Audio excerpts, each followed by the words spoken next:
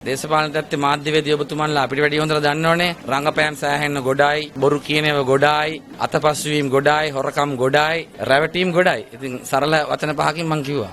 ඒකරු මේ රනිල් වික්‍රමසිංහ මහින්ද රාජපක්ෂ නාමල් කොහොම එකතු කරගෙන මේ පාර වැඩේ ඉස්සරහට යන්නේ. සමගි ජන බලවේගයේ විදියට අපේ දේශපාලන අනන්‍යතාවය තියාගෙන මේ වාමාංශික ආණ්ඩුව පෙරලන්න නම් දක්ෂිණාංශික බලවේගයක් එන්න ඕන. ඉතින් ඒ නිසා මීට පෙර දේශපාලන වේදිකාවල අපි නගලා තියෙන තොරතුරු අපි නගලා තියෙන චෝදනා සියල්ලම වළංගුයි. අපි ඒක වෙනුවෙන් පෙනී හිටිනවා. ඒ නිසා දක්ෂිණාංශික කඳවුර ඩෙවලොප් කරනවා විනා වෙන එතනින් එහාට අපේ දේශපාලන අනන්‍යතාවය වෙනසක් කරන්න බලාපොරොත්තු වෙන්නේ නැහැ. හැබැයි පරිපාලන මේ කාරණාවලදී රජයේ සිදු කරනු ලබන වැරදි දේවල් වලදී යම් යම් නිශ්චිත කාරණාවලට එක වගේ තීරණ ගන්න පුළුවන් වෙයි. නමුත් අපේ දේශපාලන අනන්‍යතාවය කිසිසේත්ම පළුදු කරගෙන කරන්න කිසිම අදහසක් නැහැ.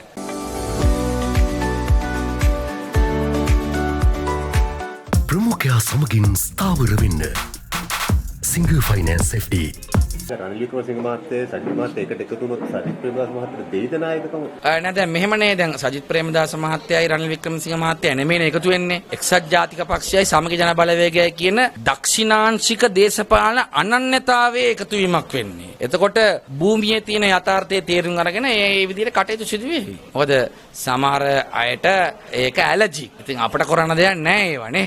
නාමල් රාජපක්ෂ මහත්තයත් ලිපියක් යොමු කරලා තියෙනවා එකතු වෙමු කියලා. කවුරු කුමක් වෙනුවෙන් එකතු විය යුතුද කියන කාරණේ තියෙනවනේ. දැන් ඔබ කිව්වොත් එහෙම අධිකරණ විනිශ්චයකාරවරුන්ගේ පමණක් දූර්ය දික්විරීම ප්‍රජාතන්ත්‍රවාදයට පටහැනි කාරණයක් කියලා හිතනවා නම් ඒක පරිපාලන කාරණාවකදී එකට හිට ගන්න පුළුවන්. ඒක දේශපාලන වේදිකාවේ ඒ හින්න පුළුවන්ද කියන ගැටලුවක් තියෙනවා. එතුමන්ලාගේ දේශපාලනය කරන්න ඕන අපි අපේ දේශපාලනය කරන්න ඕන. අපි සියල්ලෝම ආණ්ඩුවට විරුද්ධයි කියලා ඉවරලා ආණ්ඩුව පෙරලන්න ඔක්කොම පරණ දේවල් අමතක කරලා එකතු වෙන්න ඕනේ කියන තැන මම නම් පෞද්ගලිකව නැත.